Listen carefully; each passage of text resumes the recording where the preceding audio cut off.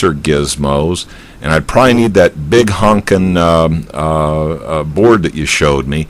Is there anything else I just have to have if I wanted to control? Well, one of these 8-inch EBN cells would be nice. Well, yeah, that'd probably be nice. You know, a big old EBN cell would be pretty good. Now, do I have to have that darn LED thing? I mean, is that an absolute essential to make this puppy work right? You mean the display? Yeah. Yeah, that's kind of an essential user interface to really give you the flexibility of what you really need. If you're into C programming, however, you could write your own dedicated code and just have it do exactly what you want without any kind of display. I see, but if I was going to buy, you know, kind of an experimenter's kit, and I really, really, really wanted to control my electrolysis device with this, chances are I'd want to be able to control various things like the frequency, and I might want to control the amperage. I might even want to do things like monitor the temperature and so on. All of a sudden that LCD becomes an important piece of the puzzle, eh? Right, and so then you can display the current, you can display the temperature, you can display the pulse width modulation frequency, the pulse width that is occurring, and all those parameters you can monitor through that little LCD display. And it is backlit. It's really kind of nice because you might even be able to put that in your vehicle and see it at night because it is backlit. That could be a nice thing. Okay, so if I was on a real tight budget and I wanted to put together a really high class PWM to play with, the bare minimum components that I would need would be an Arduino, an LCD screen, that sensor gizmo, the sensor shield, and the and the big honkin' board. What are you calling that big honkin' board again? That's a high current fed output board. And so I'd need that. Is there anything else I just have to have?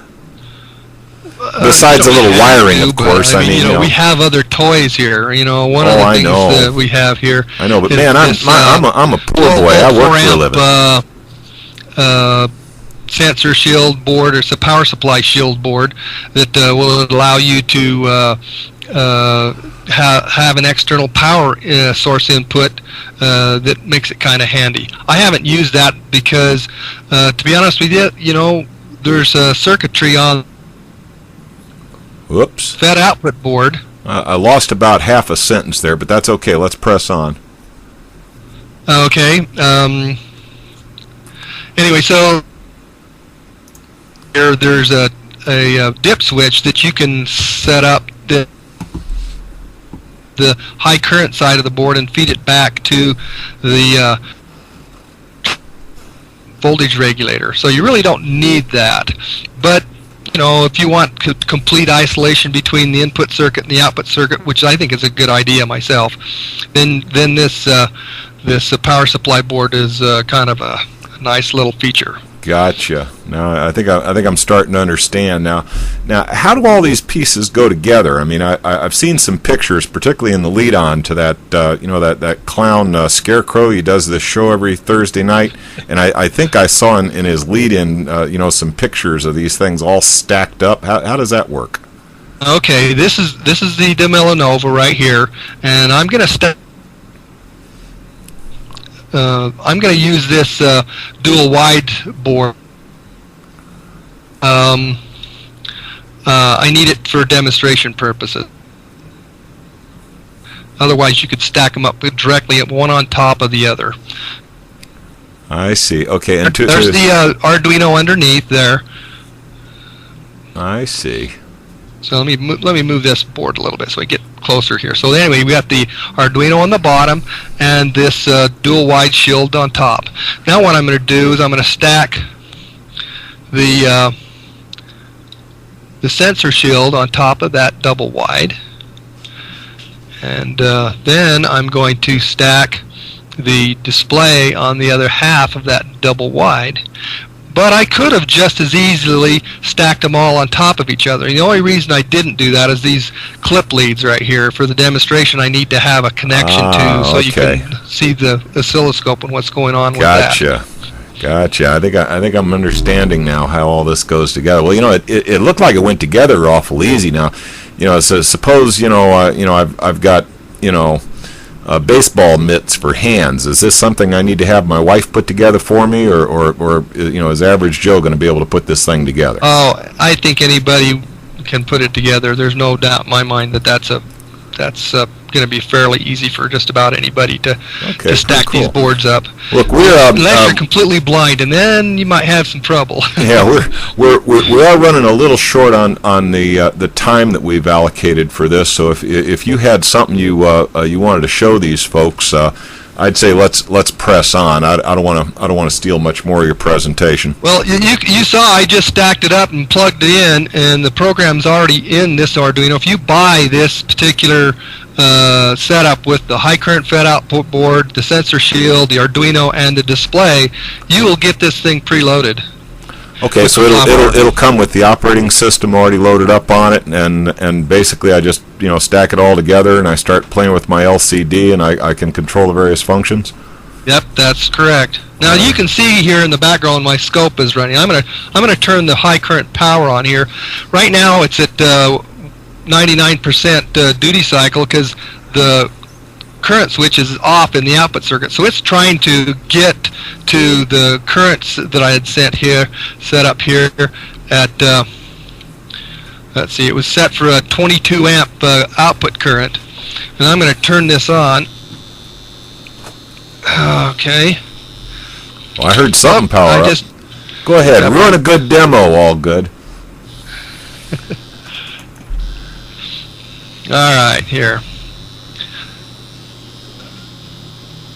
Gee, we were doing so good until you knocked the darn thing over. Yeah, there we go. Can you hear the hydrogen being produced here? By George, I think I do hear some bubbling in the background there. Let's see here. Where's the jar? There we go. I tell you what, that thing's going like a victim of Casa de Hell. So there's a fair amount of hydrogen coming out of there right now. I'm running at 21 amps. And, I don't think I make that much gas after 10 burritos. But anyway, so you can see the scope. I think you can see the scope modulating here. The trying to get a current of 22 amp. That's the set point that I set, and it's sitting here modulating between 18 and 24 amps. I see it. Actually, it's pretty clear considering lousy webcams and all that. I'm looking at the rendition that's coming across for the audience, and I can see some breaks in that upper line from time to time. The scan rates on these webcams is a little weak for some of what we're trying to do here.